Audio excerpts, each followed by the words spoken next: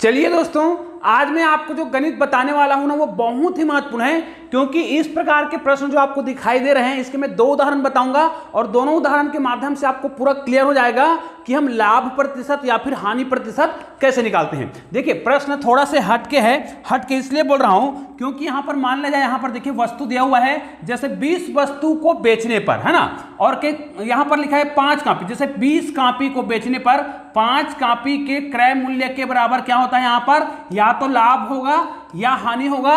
तो दोनों ही स्थिति में आपको लाभ प्रतिशत या फिर हानि प्रतिशत निकालना हो और इसको एक ही सूत्र के माध्यम से निकाल सकते हैं, लेकिन इसके लिए हमें सूत्र बनाना पड़ेगा।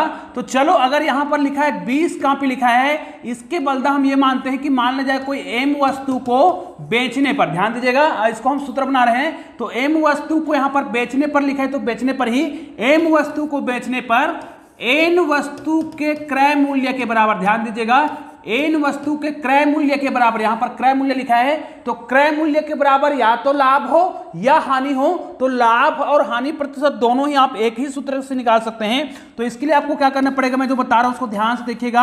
आपको चाहे तो लाभ प्रतिशत निकालना हो या फिर क्या निकालना हो, हानि प्रतिशत निकालना हो, तो दोनों ही प्रतिशत आप एक ही सूत्र से निकालेंगे। और इसको बहुत ध्यान से देखिएगा, जितने वस्तु के क्रय मूल्य के बराबर क्या हो रहा होगा, लाभ या हानि हो रहा होगा, उसको आपको ऊपर में लिखना है, और टोटल जितने वस्तु को बेचा जा रहा है उसको आपको नीचे में लिखना है। जैसे यहां पर सूत्र के रूप में मैं लिख रहा हूं और इसको आपको गुना कर देना होगा 100 से। बस आपको इतना ही करना है और आपका लाभ प्रतिशत निकल जाएगा। चाहे लाभ प्रतिशत निकालें चाहे हानि प्रतिशत निकालें, इसी सूत्र के माध्यम से आप लाभ और हानि दोनों प्रतिशत निकाल सकते हैं। अब ये तय है, अगर वो लाभ हो रहा होगा तो यहां पर आपको क्या करना है, लाभ निकालना पड़ेगा, और हानि हो रहा होगा तो हानि निकालना होगा। बस यहां पर जितना संख्या दिया होगा उसके आधार पे आपको क्या करना है, इस प्रश्न को बनाना है। उदाहरण के लिए देखिए मैं 2 उदाहरण बताऊंगा और हम ये भी बता सकते हैं कि वास्तव में उसने कॉपी को कितने रुपए में बेचा होगा। ठीक है, तो चलिए अगर हम ये मानते हैं, देखिए स्पष्ट रूप से यहां पर लिखा है 20 कॉपी के बेचने पर 5 कॉपी के क्रय मूल्य के बराबर, यदि, चलो मैं ये बोलता हूं इसमें हम हानि नहीं मानते हैं, हम इसमें केवल ये बोलते हैं कि इसमें लाभ ही हो रहा है, तो क्या आप बता सकते हैं कि इसमें लाभ प्रतिशत कितना होगा, और उसको 5 कॉपी के क्रय मूल्य के बराबर लाभ कमाना है तो उसको उस कॉपी को कितने रुपए में बेचना है, यह भी मैं आपको बताऊंगा। और यदि आपको पता है तो आप बताइए कि वो कॉपी का मूल्य कितना होगा, मतलब उसने कॉपी को कितने रुपए में बेचा होगा। ठीक है, लेकिन यहां पर हमें क्या करना पड़ेगा, उसके लिए कॉपी का मूल्य सोचना पड़ेगा। तो मैं वो प्रश्न पहले बता देता हूं, इसको हम हल करेंगे। पहले तो हम लाभ प्रतिशत निकाल लेते हैं। ठीक है, लाभ प्रतिशत कैसे निकालेंगे, यहां पर देखिए मैं बोल रहा हूं कि लाभ प्रतिशत अगर मुझे निकालना है तो मैं लाभ प्रतिशत कैसे निकालूंगा, इसके लिए क्या करना पड़ेगा, यहां पर देखिएगा, यहां पर हमें लिखना पड़ेगा 5, क्योंकि हमने सूत्र में लिखा था। यहां पर क्या लिखेंगे, 100 लिखेंगे, और यहां पर आपको क्या लिखना है, जितना कॉपी को बेचने पर, तो कितने कॉपी को, 20 कॉपी को बेचने पर। अब इसको जब आप हल करेंगे कट जाएगा, यहां पर करेंगे 2 पंचे 10 और इनका गुना हो जाएगा, कितना हो जाएगा, 5 पंचे 25। मतलब यहां पर अगर हमें लाभ की बात कहा गया है तो 25% क्या होगा, लाभ होगा, और हानि की बात कहा जाता तो इसी सूत्र के माध्यम से हानि होता। चूंकि हमें लाभ प्रतिशत के लिए सूत्र बनाना है, मान ले जाए, तो आप सोचो, अब इसका मुझे एक मूल्य बना लेना है। मैं एक मूल्य बता रहा हूं, मान ले जाए 20 कॉपी का जो मूल्य है, देखिएगा मैं लिख रहा हूं, 20 कॉपी का जो मूल्य है 160 रुपए है। अब इस 160 रुपए वाले कॉपी को उसने कितने रुपए में बेचा होगा, तो उसको 5 कॉपी के क्रय मूल्य के बराबर लाभ हो रहा है। अब आपको इसके आधार पे कमेंट करके बताना है, अगर 20 कॉपी को उसने क्रय करते समय 160 रुपए में खरीदा तो वो कितने रुपए में बेचेगा, कि उसको क्या होगा, 5 कॉपी के क्रय मूल्य के बराबर लाभ होगा। तो निश्चित रूप से यहां से क्या करना पड़ेगा, मुझे एक कॉपी का पहले मूल्य निकालना होगा।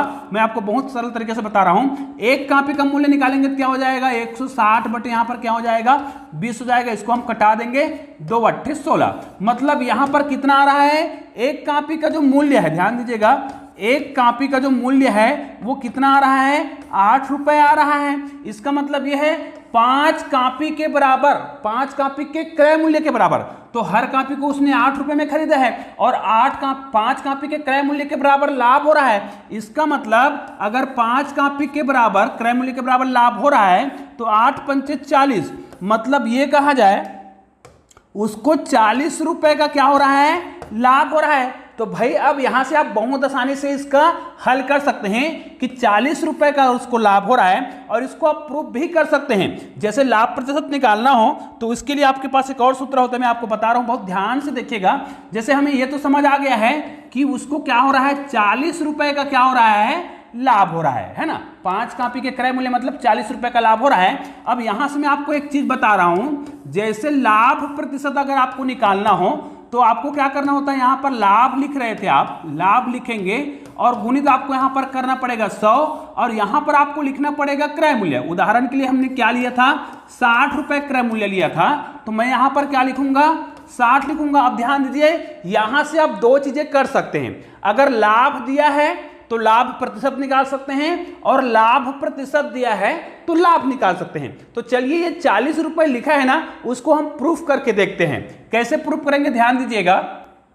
यदि हमें लाभ प्रतिशत दिया है तो चलो, लाभ प्रतिशत कितना मान रहे थे, लाभ प्रतिशत हमने कितना निकाला था, तो हमने लाभ प्रतिशत कितना निकाला था, यहाँ पर 25% निकाले थे, तो हम 25 यहाँ पर लिखेंगे और इसको हम इधर ले आएंगे तो ये 60 हो जाएगा, 160 हो जाएगा, और 100 को नीचे ले आएंगे तो भाई हमें क्या मिल जाएगा, यहाँ पर लाभ मिल जाएगा, जो कि क्या होना चाहिए, 5 कॉपी के बराबर होना चाहिए, मतलब 40 रुपया होना चाहिए। तो इसको हल करके देखते हैं, इसको हम कटा देंगे, ये कट जाएगा।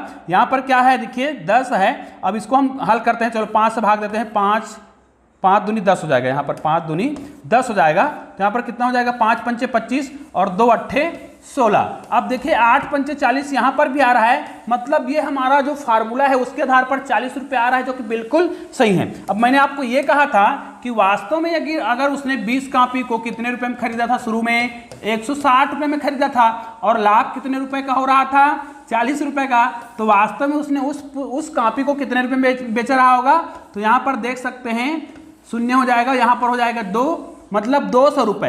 अर्थात उसने कॉपी को कितने रुपए में खरीदा, 160 रुपए में खरीदा 20 कॉपी को, और उसने कितने रुपए में बेचा, 200 रुपए में बेचा, तो उसको 5 कॉपी के क्रय मूल्य के बराबर लाभ हो रहा है। तो ये तो हो गया पहला प्रश्न।